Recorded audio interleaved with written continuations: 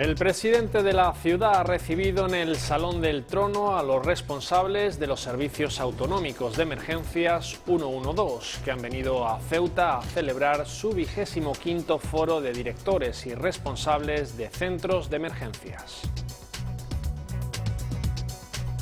Buenas noches. El jefe del Ejecutivo local, en su intervención ante los responsables de los servicios autonómicos de emergencias, ha destacado la gran labor que desarrollan por la importancia que tienen para la protección de la vida de las personas. Es obvio que no hay nada más importante que la protección de la vida, no hay nada más prioritario que la protección de la seguridad de las personas, a lo que ustedes se dedican. La huelga convocada hoy por sindicatos y asociaciones en el sector de la enseñanza apenas ha tenido incidencia en el ámbito docente. La convocatoria ha registrado tan solo un 1,5% de absentismo del profesorado, según datos del MEC. Los sindicatos dicen que el 10%. Salvo en los institutos, la ausencia del alumnado apenas ha sido significativa. En Ceuta hay 90 personas que siguen el tratamiento de hemodiálisis. En el Día Mundial del Riñón, tanto Alcer como Ingesa y la Consejería de Sanidad han incidido en la tremenda importancia de la prevención. Lo fundamental, la prevención y la protección de todos los órganos. En el riñón es muy importante, sobre todo en esta ciudad, que hay una importante población con diabetes, el estricto control de ese tipo de enfermedades. Un estudio llevado a cabo por el Museo del Mar y Septe Nostra, junto con otras entidades como la Universidad de Alicante, ha arrojado algo de luz sobre una alga invasora procedente de Japón, muy agresiva, que se ha erigido como la especie dominante en la bahía norte de nuestra ciudad. Esto ha provocado repercusiones ecológicas como la transformación del paisaje sumergido. Su proceso de invasión comenzó en el año 2015. Algas que antes poblaban la bahía norte y que eran dominantes, ahora han quedado prácticamente desaparecidas o relegadas a su mínima expresión. Y esta es la única especie dominante entre 10 y 40 metros de profundidad, que se dice pronto. El ceutí Regino Hernández es uno de los componentes del equipo español de snowboard que participa en el Campeonato del Mundo de Sierra Nevada. El rider ceutí, aunque reside en Mijas, desde pequeño afronta la cita con ambición y una motivación extra al competir en casa, pero consciente de que en su modalidad existe mucha igualdad y cualquier detalle puede influir en las carreras. Hernández debuta este viernes. Estos son los principales titulares de este jueves 9 de marzo, con los que ya arrancamos el relato de todo lo que ha sido actualidad en nuestra ciudad.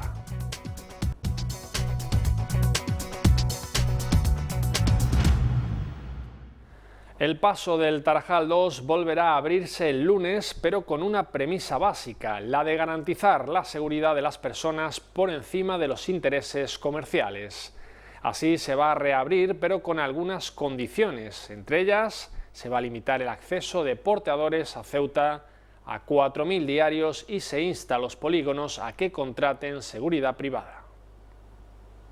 El lunes volverá a abrirse el paso del Tarajal 2, pero será con algunas condiciones.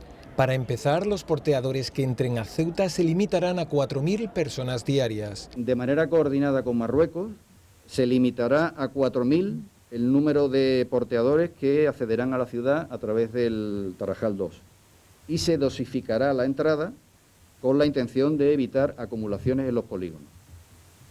Con esto lo que pretendemos conseguir es retrotraernos a la situación del lunes, en que el dispositivo funcionó con total normalidad. Además, se ha advertido a las comunidades de propietarios de los polígonos que la regulación del tráfico en el interior de dichos polígonos les corresponde a ellos y no a la policía, ya que se trata de un recinto privado. Mientras tanto, las fuerzas y cuerpos de seguridad del Estado se limitarán a la función que les asigna la ley, como la de intervenir para garantizar la seguridad ciudadana. Se ha advertido a las comunidades de propietarios de los polígonos que la regulación de los flujos de mercancía y de personas en el interior de los mismos no será asumida por la policía, por razón de que no es de su competencia. Así las cosas, a los polígonos se les insta a que contraten seguridad privada. Se ha instado a los polígonos a la adopción de las medidas de seguridad privada que fueran necesarias, entre otras la contratación de seguridad privada que organice las colas de usuarios de ese polígono, que controle los bultos, que controle el acceso a los polígonos y que garantice la protección de las personas que pudieran encontrarse en los mismos. Una reapertura que se va a realizar para evitar el problema social que provocaría la suspensión del comercio del bulto a ambos lados de la frontera y que se hace poniendo por encima de los intereses comerciales la seguridad de las personas. Mientras tanto, las autoridades implicadas van a trabajar en dos líneas. Por un lado, la ejecución del acuerdo entre Estado y ciudad autónoma para regular el comercio del bulto.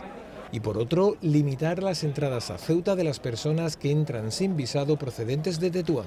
La regulación normativa de la excepción al Tratado de Schengen, que permita limitar las entradas a Ceuta por motivos de seguridad, teniendo en cuenta, como no puede ser de otra manera, la limitación propia de un territorio pequeño tan densamente poblado como es el de Ceuta.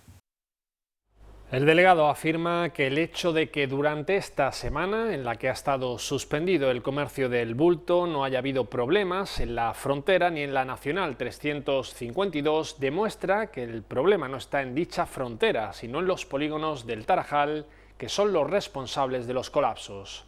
Es más, el delegado recuerda que hace 12 años el gobierno del PSOE decidió abrir lo que ha denominado como agujero junto al antiguo puente del Viuz, lo cual está en el origen de los colapsos actuales, según el propio Fernández Cucurul. Supongo que va en el cargo el tener que asumir que cualquier indocumentado al que no se le conoce mérito alguno nos tache de inepto. Pero claro, muchos de esos indocumentados pasearán a diario por proyectos cuya concepción, diseño, gestión y ejecución, pues quien les habla ha tenido alguna participación a lo largo de su vida profesional y política y por tanto creo que hay que valorar las cosas en su justa medida. En este sentido, en el problema concreto de la frontera, que es el que estamos abordando, a mí me ha tocado asumir el papel de recoger la vela encendida cuando ya no queda cera. Bueno, no me importa, yo estoy dispuesto a quemarme por Ceuta y estoy dispuesto a hacerlo hasta encontrar las soluciones adecuadas que sean satisfactorias.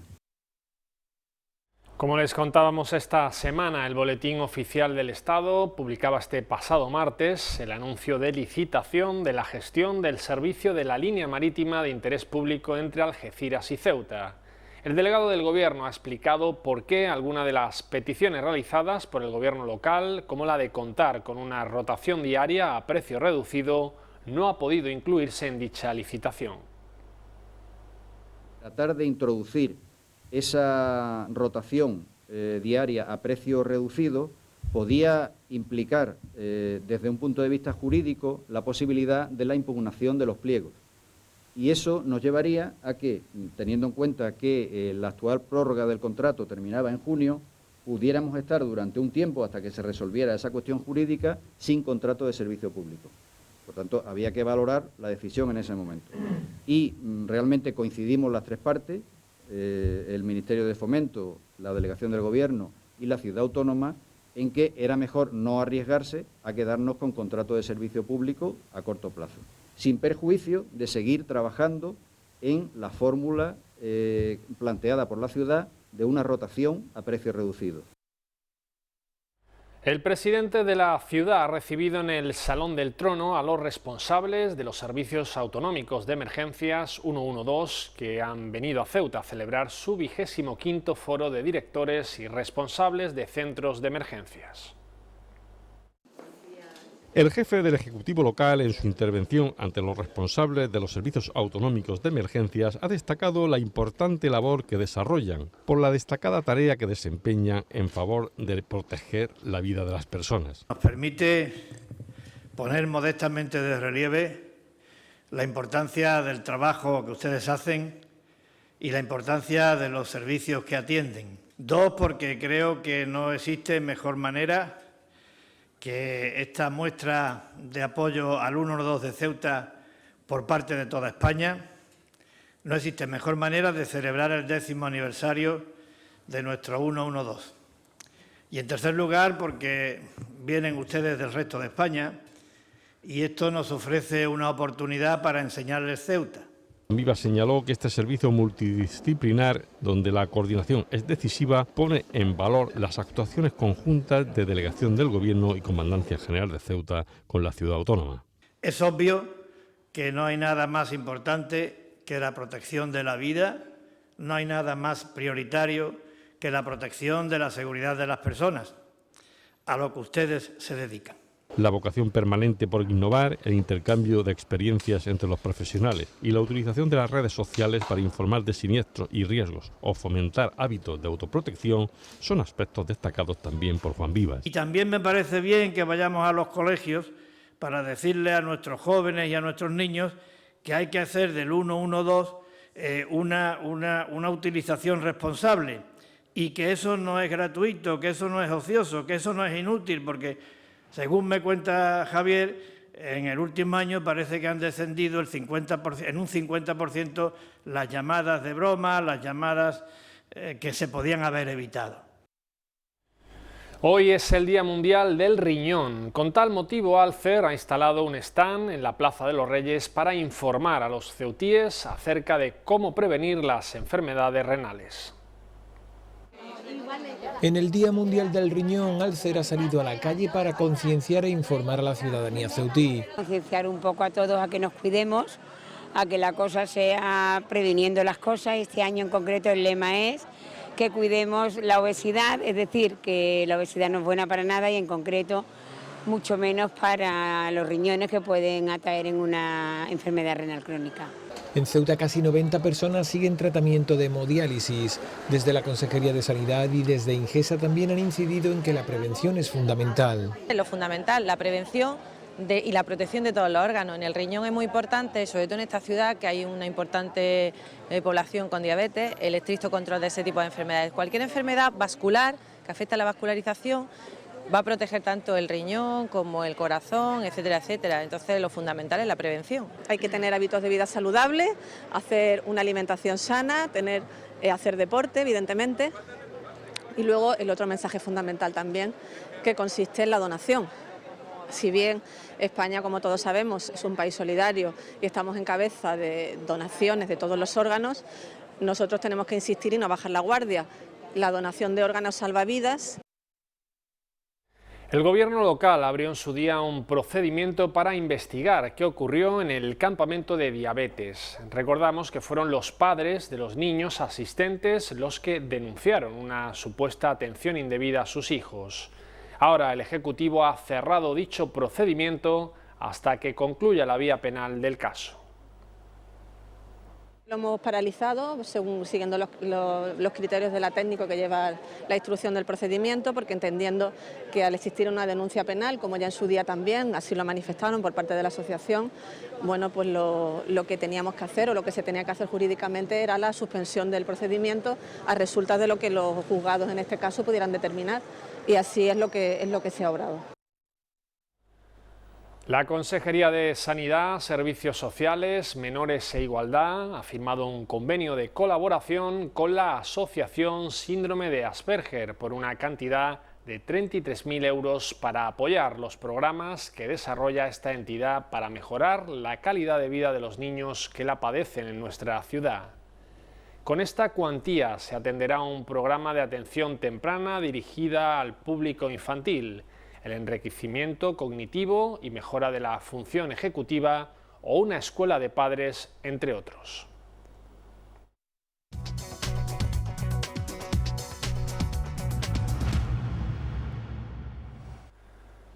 La huelga convocada hoy por sindicatos y asociaciones en el sector de la enseñanza apenas ha tenido incidencia en los centros educativos de la ciudad en el ámbito docente. La convocatoria ha registrado tan solo la ausencia de las aulas de un 1,5% del profesorado, según datos del MEC, y del 10% según información sindical. Salvo en los institutos, la ausencia del alumnado apenas ha sido significativa. Sin apenas incidencia ha transcurrido la huelga en el sector de la enseñanza convocada para el día de hoy por sindicatos, asociaciones de padres de alumnos y asociaciones pedagógicas como protesta por los recortes educativos y solicitando la derogación de la LOMCE, entre otras reivindicaciones. En la enseñanza pública la jornada se ha desarrollado prácticamente con total normalidad en el ámbito docente, según datos ofrecidos por la Dirección Provincial del Ministerio de Educación, Cultura y Deporte. De los 1.193 docentes solo han dejado de acudir a sus puestos de trabajo 19, el equivalente a un 1,5% del total. La cifra sube hasta el 10% según los datos sindicales, en este caso UGT y comisiones obreras. Según datos facilitados por el MEC, de los 572 profesores existentes en los colegios de primaria e infantil, tan solo se han ausentado de su deber 8, en los institutos 10 y 1 en el Centro Especial de San Antonio. La convocatoria se ha extendido tanto a los centros de enseñanza públicos como a los concertados, privados con fondos públicos. Apenas se ha secundado en Ceuta esta huelga de carácter nacional a todos los niveles educativos, que tampoco ha afectado especialmente en las aulas en cuanto a la asistencia del alumnado en los colegios. Sí ha habido mayor absentismo por parte de los estudiantes en los institutos en el día de hoy. Siete Colinas, Almina y Camoens han estado en torno al 40% de ausencias.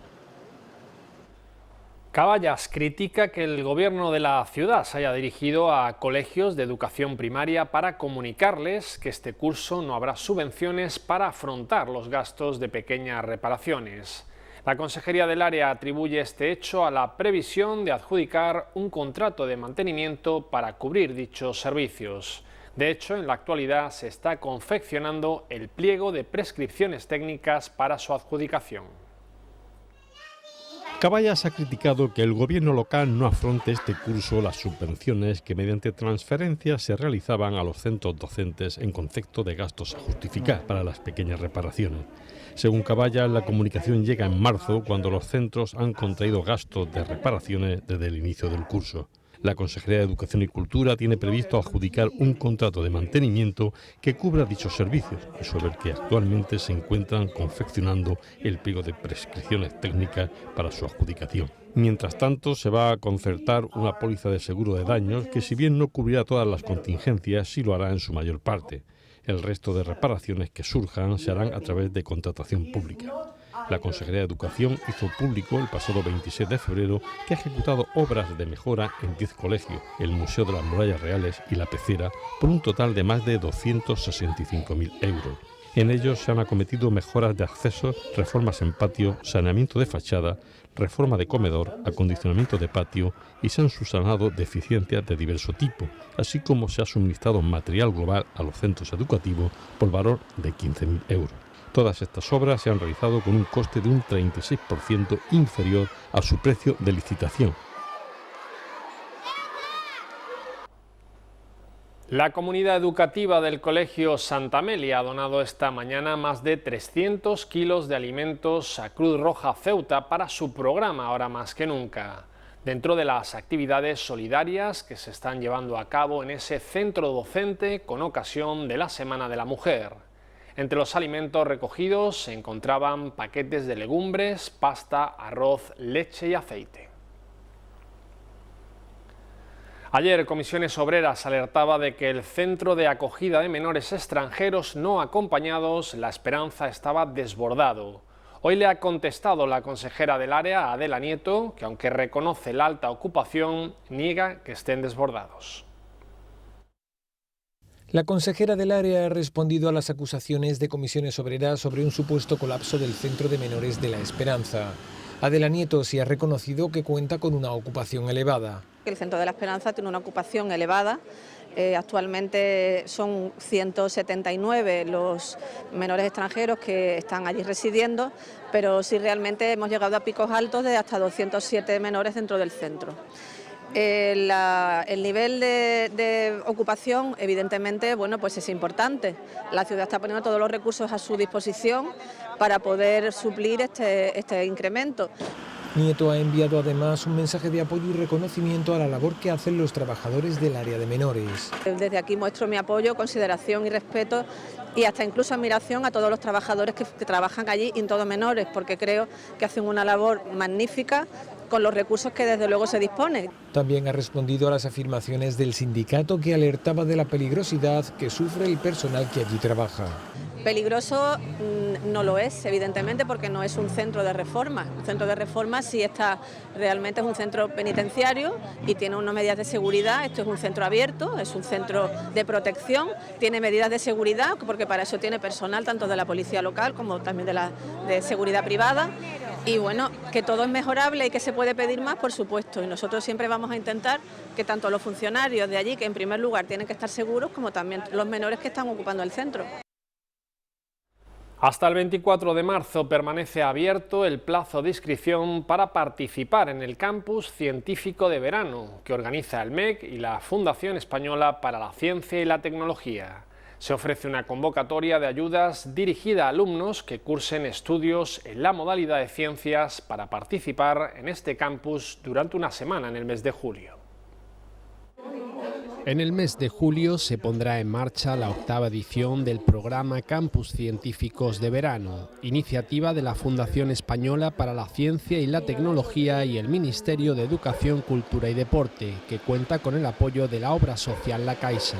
El plazo de presentación de solicitudes permanecerá abierto hasta las 15 horas del próximo 24 de marzo.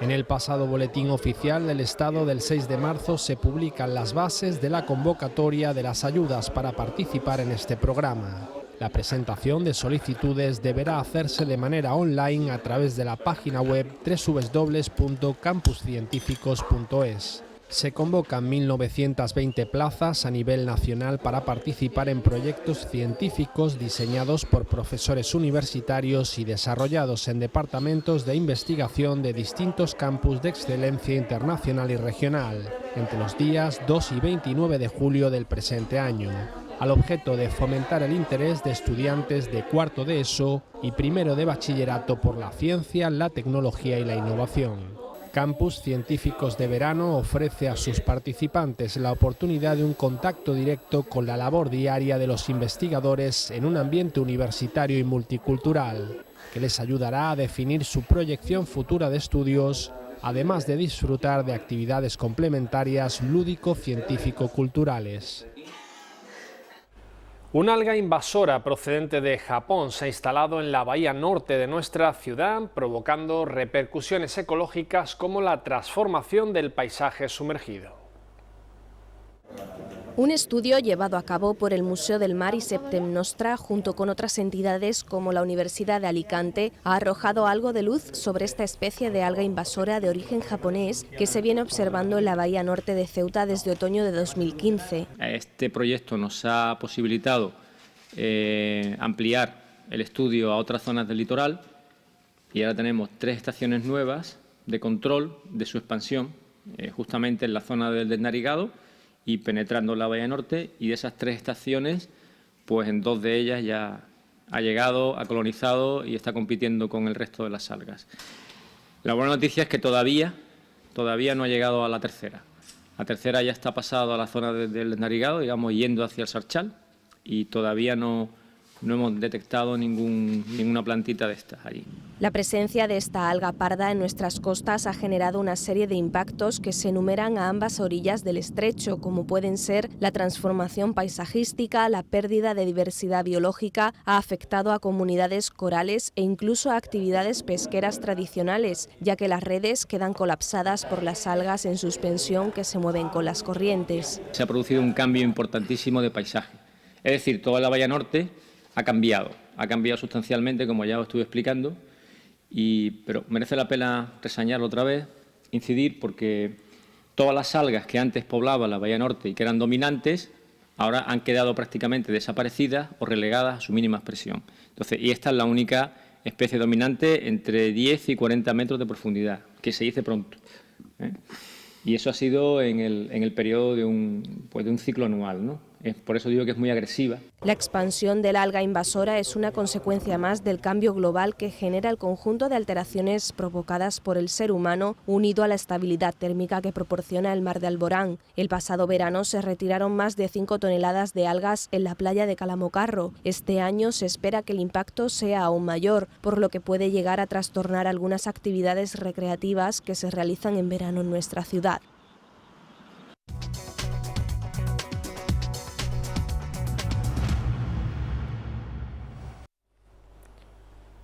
Caballas vuelve a plantear modificaciones en los planes de empleo a la nueva consejera del área, Kisi Chandiramani. La coalición considera que las familias sin ingresos deben tener preferencia para acceder a estos, que es preciso limitar el número de puestos de trabajo para los que se exige titulación superior, así como ofertar puestos en función de las demandas de empleo. Otras propuestas que hace Caballas es efectuar contratos a tiempo total y respetar el plus de residencia en las retribuciones de los contratos. Por último, las memorias deben respetar igualmente el principio de no injerencia en las funciones de la administración pública y evitar dañar al sector privado.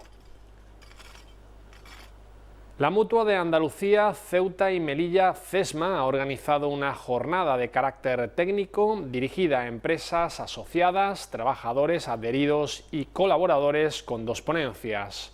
Una sobre derecho de asistencia sanitaria de carácter asistencial y otra sobre responsabilidad penal y de seguridad social en el accidente de trabajo. Desde mediados del pasado año, la Mutua CESMA, en colaboración con las direcciones provinciales del INS, viene celebrando unas jornadas itinerantes sobre temas de actualidad.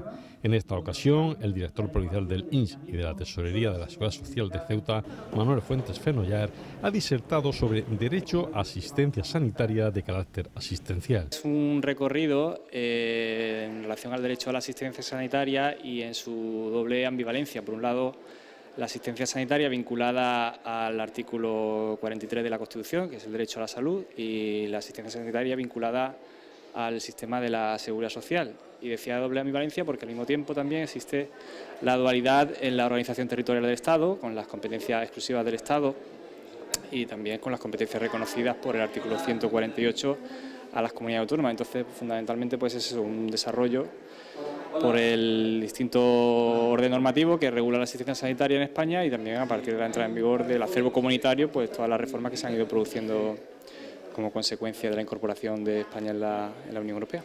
La seguridad social junto a la sanidad pública son dos de los brazos vertebradores del estado de bienestar, según palabras de Ignacio Azcuitia, gerente de CESMA. El contenido de las ponencias ha ido dirigido a la evolución, estado actual y previsible futuro de la prestación asistencial y de otras cuestiones relacionadas con las mutuas. No abandonamos este asunto porque el denominado recargo de las prestaciones, que no es asegurable, puede ocasionar al empresario la ruina en el caso de omisión de las medidas de prevención de riesgos laborales si se produce una incapacidad del trabajador debido a que la empresa debe capitalizar entre un 30 y un 40% la prestación ordinaria de la seguridad social, que en el caso de una percepción de 1.000 euros y contemplando la esperanza de vida, puede suponer al empresario un desembolso de unos 300.000 euros. Las importantes cantidades que pueden arruinar a un empresario han sido abordadas en la ponencia sobre responsabilidad penal y de seguridad social en el accidente de trabajo. El recargo de las prestaciones es una cuasi sanción, cuasi complemento a la prestación de seguridad social.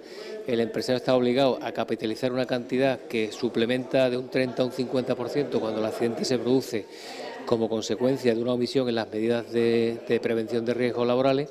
Vamos a suponer una persona que se ha quedado con una incapacidad total para su trabajo habitual y tiene 35 años y tiene una pensión de 1.000 euros.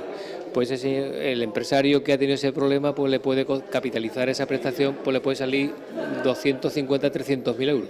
Sobre esta cuestión, bajo el título Responsabilidad penal y de seguridad social en el accidente de trabajo, ha disertado Fernando Sicre Gilabert, doctor en Derecho y Economía e inspector de Trabajo y Seguridad Social de Cádiz. Esto viene de toda la vida, pero que se ha acrecentado actualmente porque es una cuestión conflictiva y la gente al final termina en los juzgados. Esto suele suponer una cantidad importante de dinero para el empresariado. Lógicamente el trabajo accidentado hay que desagraviarlo de alguna forma, pero que al final la vida se ha complicado mucho y bueno, la ley de la jurisdicción social nueva del año 2011 vino al menos a facilitar un poco las cosas en cuanto a los procedimientos. Comisiones Obreras ha presentado demanda de conflicto colectivo contra la Fundación Gerón por reducir las retribuciones de la totalidad de los trabajadores de la plantilla, con efectos del 1 de enero de este año. Según comunica este sindicato, se trata de una decisión que contraviene claramente lo dispuesto en el convenio colectivo de ámbito nacional que aplican, ya que se debe respetar obligatoriamente las condiciones más ventajosas que vinieran disfrutando los trabajadores. Para el sindicato Comisiones Obreras, esta decisión solo se puede interpretar como una represalia de la empresa tras la sentencia de la Magistratura de lo Social que anuló el convenio que hasta entonces se venía aplicando y pretende disuadir a los trabajadores de mantener sus legítimas reivindicaciones. La plantilla, apoyada por Comisiones Obreras, acepta la aplicación del convenio de ámbito nacional, pero exige a Gerón que respete el plus de residencia del 25%, teniendo en cuenta que la empresa sí se beneficia del régimen económico y fiscal de Ceuta, 50% de bonificación en las cuotas de la Seguridad Social y 50% de bonificación del impuesto de sociedades. Además de ello, el convenio que mantiene con la ciudad, de aproximadamente 1 millón de euros, permite asumir con holgura esta más que justa reivindicación de la plantilla. Comisiones Obreras no desea, bajo ningún concepto, que esta discrepancia desemboque en un conflicto laboral, por lo que hace un llamamiento a la empresa a reconsiderar su postura. No parece razonable, dice el sindicato, que pretendan aprovechar las ventajas de Ceuta y al mismo tiempo negárselas a los trabajadores.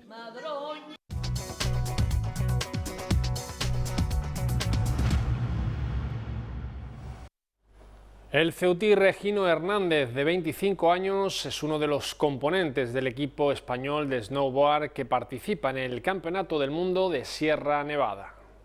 El rider ceutí, aunque reside en Mijas, desde pequeño afronta la cita con ambición y una motivación extra al competir en casa, pero consciente de que en su modalidad existe mucha igualdad y cualquier detalle puede influir en las carreras.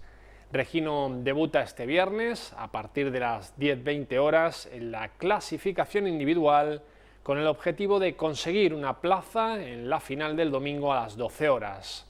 El ceutí también puede competir el lunes 13 de marzo en la final por equipos, aunque la pareja española aún no está decidida.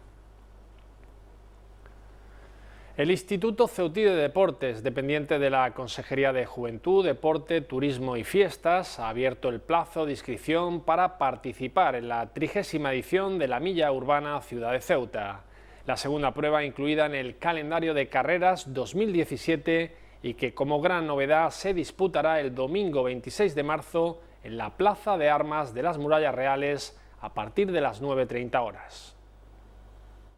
El cambio de escenario es la gran novedad en la 30ª edición de la Milla Urbana Ciudad de Ceuta, la prueba que organiza el Instituto Ceutí de Deportes y que se celebrará el próximo domingo 26 de marzo en la Plaza de Armas de las Murallas Reales, en lugar del Parque Urbano Juan Carlos I, donde se ha venido disputando tradicionalmente. El ICD mantendrá abierta la inscripción para centros escolares, para las categorías Benjamín, Alevín, Infantil y Cadete, hasta las 2 de la tarde del martes 21 de marzo, mientras que para el resto de categorías finalizará 2 días más tarde, el jueves 23 también a las 2 de la tarde. No se podrán hacer inscripciones el mismo día de la prueba. En el caso de los colegios pueden participar todos con sus respectivos alumnos, es decir, los componentes del equipo habrán de cursar estudios en el centro. Para ello tendrán que formalizar la hoja de inscripción, una por categoría y sexo, que el ICD se encargará de facilitar. Para el resto de interesados, la inscripción se formalizará en las oficinas del Instituto Ceutí de Deportes en el Complejo Deportivo Guillermo Molina en horario de 9 a 14 horas. Allí tendrán que acreditarse con su DNI o pasaporte y deberán pagar 1,80 euros en concepto de cuota de inscripción, de la que están exentas las categorías cadete e inferiores. Los primeros en correr serán quienes lo hagan en las categorías veterano, senior, junior, juvenil, internacional y adaptada, que lo harán a las 9:30 de la mañana. A las 10:30 será la salida de los corredores cadete e infantil. A las 12 llegará el momento de la categoría alevín y a la 1 será el turno de los benjamines. Las distancias establecidas son para la milla urbana 1.609,5 metros, para la media milla 800 metros y para la mini milla 400 y 300 metros, estas dos últimas reservadas a centros escolares. Obtendrán medalla los 3 primeros clasificados de cada serie.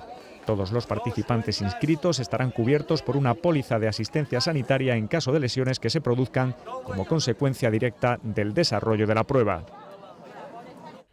El monitor del Carmelitas Atlético Alevín de Fútbol Sala, Abselán Ahmed, ha salido al paso del comunicado emitido la semana pasada por el presidente del Polillas, Jesús Quintero, acusándolo de haber realizado una denuncia falsa contra un monitor de su equipo por haber agredido a un jugador contrario tras el partido que enfrentó a ambos conjuntos.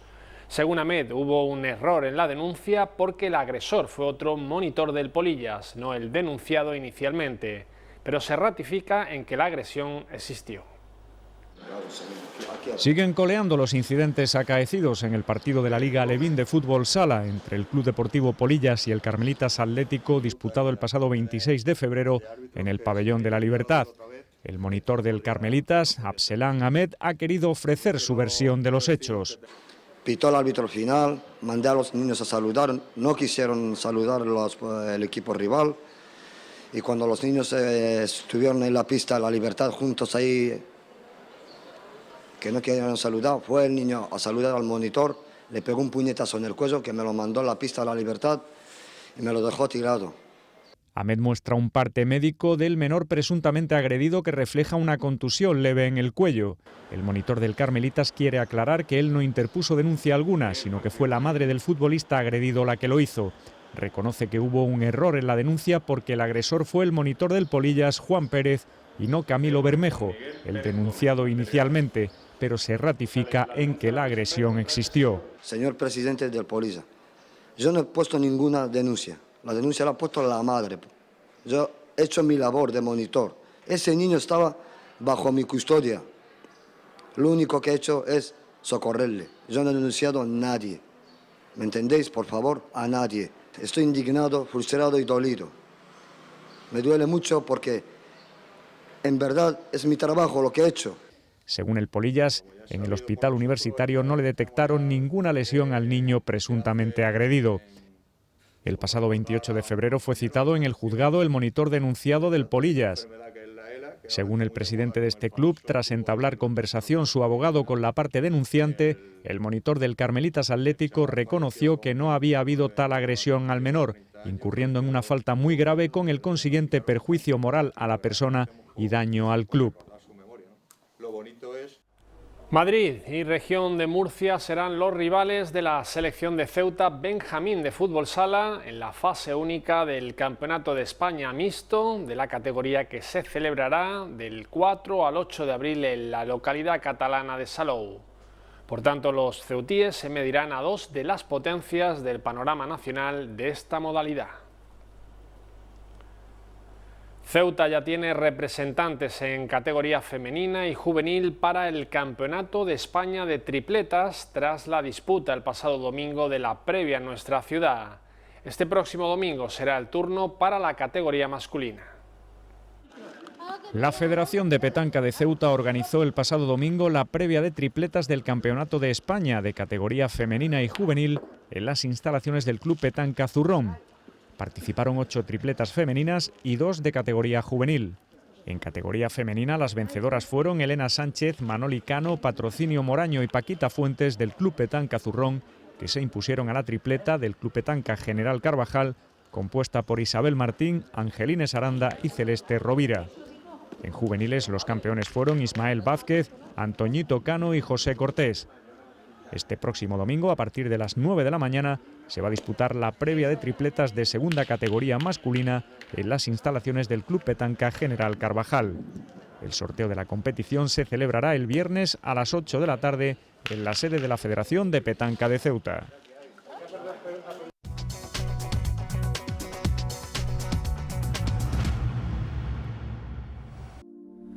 Vamos ya con las previsiones meteorológicas para los próximos días. Cielo despejado y sol para mañana viernes. Las temperaturas oscilarán entre los 19 grados de máxima y los 14 de mínima. Viento flojo de levante. La jornada del sábado será poco nubosa y soleada. Suben las temperaturas, la máxima alcanzará los 20 grados y la mínima llegará hasta los 16. Viento flojo variable con predominio de la componente oeste. La farmacia de guardia es Morte, en la barriada de la Libertad, Grupo San Daniel 69.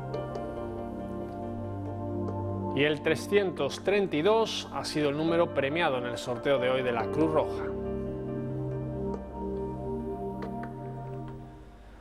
La Consejería de Educación y Cultura comunica que ya no quedan invitaciones para la visita guiada del sábado a la Cueva y Abrigo de Benzú, colofón del ciclo de conferencias sobre la ocupación humana más antigua de Ceuta, que esta tarde han comenzado en la sala de usos múltiples de la Biblioteca Adolfo Suárez.